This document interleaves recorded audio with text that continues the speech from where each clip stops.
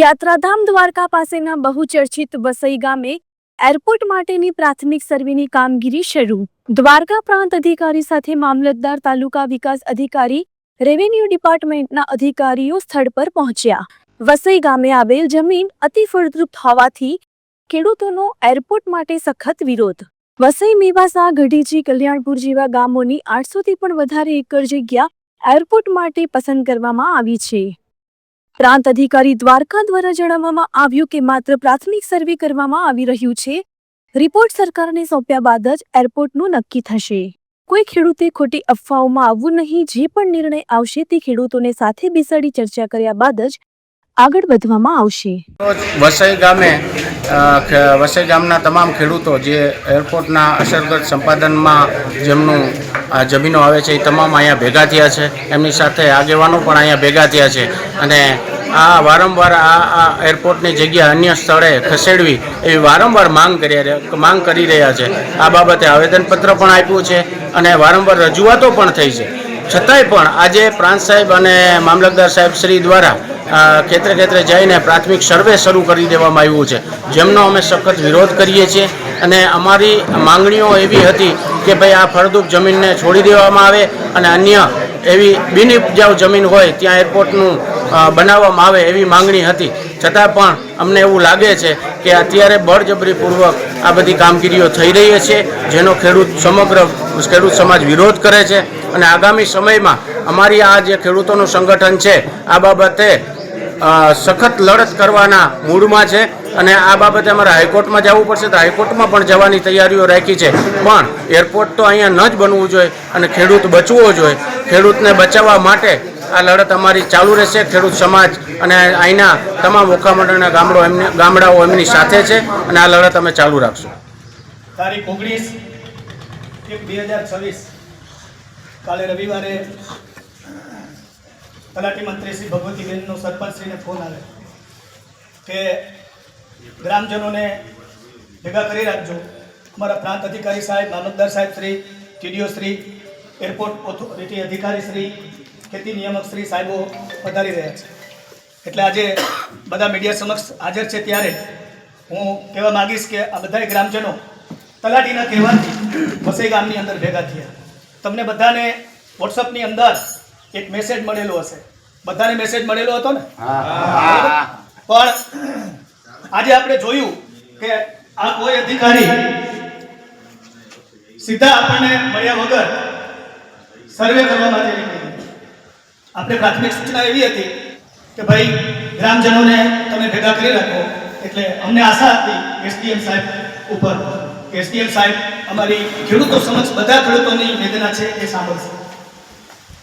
SDM સાહેબ ખૂબ માનવીય સંવેદનશીલ માણસ છે. દ્વારકામાં એનું કામ મેં જોયું છે. ખૂબ સારા વ્યક્તિ છે અને છતાંય પણ જો આવું થયું એટલે ખેડૂતો અહીં એના વચ્ચે એક દુઃખની લાગણી અનુભવે છે કે અમને કહેવામાં આવ્યું કે તમે ભેગા થજો. ગ્રામજનો ભેગા થયા પણ છતાંય એના આવ્યા, પણ એનું કામ કરવા માટે આવ્યા હતા એવું એને જણાવ્યું. એટલે અમે લોકો, હું ને સરપંચ શ્રી બધાએ ખેતરે જઈ અને એસડીએમ સાહેબને મળ્યા અને સાહેબને પૂછ્યું કે સાહેબ ખેડૂતને નોટિસ આપ્યા વગર તમે સર્વે શું કરો છો? તો સાહેબે એવું કીધું કે ભાઈ મને જમીન સંપાદન અધિકારી તરીકે મારી નિમણૂક થઈ છે. એટલે અમે સાહેબ પાસેથી લેટર માંગ્યો કે ભાઈ જમીન સંપાદન અધિકારી તરીકે પ્રાંત સાહેબની નિમણૂક થઈ છે એવો અમને લેટર આપો. આ લેટર અમારી પાસે છે. હું તમને એ લેટર તમને વાંચીને સંભળાવું છું. ખાસ ફરજ પરના અધિકારી શ્રી, પ્રાંત અધિકારી સાહેબ શ્રી, દ્વારકા ખાતે એરપોર્ટ વિકસાવવા મોજે કલ્યાણપુર, મેવાસા, ગળેચી અને વસઈ ગામની અંદર ખાનગી જમીન સંપાદન કરવા માટે જાહેર બાબત. ઉપરોક્ત વિષય અનુસંધાને જણાવવાનું કે પત્રથી દ્વારકા ખાતે મોજે કલ્યાણપુર, મેવાસા, ગળેચી, વસઈ, તાલુકો દ્વારકા, જિલ્લો દેવભૂમિ દ્વારકા ખાતે એરપોર્ટ વિકસાવવા માટે આવનાર હોય સદર કામગીરી માટે આપશ્રીને કચેરીને પત્ર 2/4/2025 થી મોકલી આપેલ. માપણી સીટ મુજબ દ્વારકા ખાતે એરપોર્ટ વિકસાવવા જુદા જુદા સર્વે નંબરોની કુલ હેક્ટર 334.68 ચોરસ મીટર ખાનગી જમીનની જરૂરિયાત રહેતી હોય સદર જમીન સંપાદન કરવાની થાય છે. તે અન્વયે અત્રેથી જણાવવાનું કે દ્વારકા એરપોર્ટ વિકસાવવા માટે મોજે કલ્યાણપુર મેવાસા ગળેચી વસઈ દ્વારકા ખાતે જુદા જુદા સર્વે નંબરની અંદર ખાનગી માલિકીની જમીન સંપાદન અધિનિયમ 2013ના સંપાદન નિયમ મુજબ અત્રેની કચેરીએ દરખાસ્ત આપશ્રીની કક્ષાએ આગળની યોગ્ય કાર્યવાહી કરવા નિમ્ર વિનંતી છે. આ પત્ર આપણે વાંચ્યો એના ઉપરથી કલેક્ટરશ્રીએ એવું કહેવા માગે છે પ્રાંત અધિકારીને કે ભાઈ તમને આગળનું કાર્યવાહી કરવા માટે હું તમને સત્તા આપું છું, પરંતુ નોટિસની અંદર પ્રાથમિક સર્વે કરવાની સત્તા હોય એવો કોઈ ઉલ્લેખ કરેલો નથી. છતાં પ્રાંત અધિકારી સાહેબ એક સક્ષમ કલેક્ટર જ ગણાય.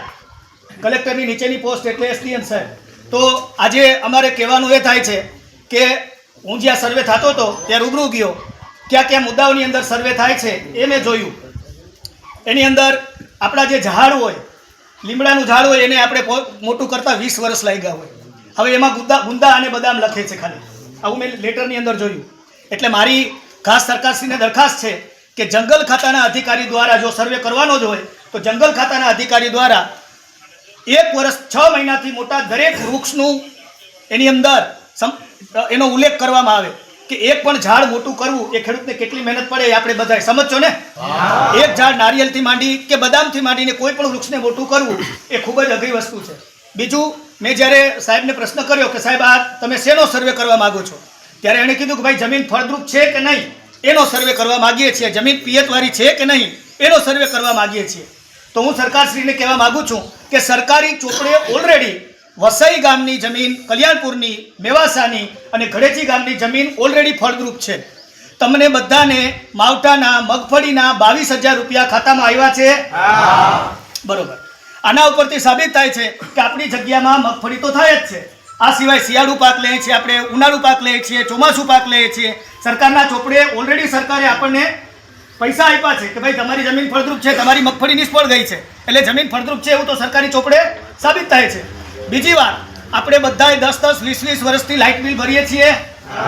એનો મતલબ એવો થયો કે 10 વર્ષ લાઇટ બિલ ભર્યું હોય તો મોટર હાલી હોય તો જ ભર્યું હોય, મોટર પાણી વગર હાલે નહીં એ પાકું. તો સરકારી ચોપડે એ પણ સાબિત થાય છે કે જીબી પાસેથી તમે સરકાર ડેટા કઢાવી લે અને એ ડેટાને આધારે જોઈ લે કે ભાઈ કેટલા સર્વે નંબરની અંદર પાણીવાળી જગ્યા છે. તો કોઈ પિયતનો કોઈ દાખલા કે કોઈ સર્વે કરવાની મારા મુજબ જરૂરિયાત રહેતી નથી. એટલે હા, વસઈ ગામની અંદર લગભગ 1983 થી લાઈટ છે. એનો મતલબ એવો થયો કે વર્ષોથી આપણી જમીન પિયતવાળી છે આવું સાબિત થાય છે. અને જમીન સંપાદન 2013ના એક મુજબ ખેતીની ફળદ્રુપ જમીન સંપાદન કરવી એ સરકાર માટે અંતિમ વિકલ્પ છે. હું ફરીથી કહું છું કે અમે સરકારનો વિરોધ નથી કરતા. આપણે સરકારનો વિરોધ કરીએ છીએ? આપણે એરપોર્ટનો વિરોધ કરીએ છીએ? આપણે માત્ર સ્થળ બદલાવાની વાત કરીએ છીએ કે ભાઈ આવી ઓખા મંડળની આવી ઉપજાઉ ફળદ્રુપ 4 ગામની જમીનને સંપાદન કરવામાં આવે તો પછી ખેડૂતો ક્યાં સ્થળાંતર થાય. અને મોટામાં મોટો પ્રશ્ન છે કે 1500 લોકો હવે બિન સ્કિલ વગરનું આગળ તમને પૈસા પણ આપે તે પૈસા લઈને કેટલા પૈસા આપશે? કાંઈ પૈસા એટલા બધા નથી મળવાના. કોઈ ખેડૂતોને મનમાં એમ હોય, કોઈ ઘણા એમ હોય કે ભાઈ આપણને 8 લાખ પૈસા મળી જશે ને આપણે આવું કાંઈ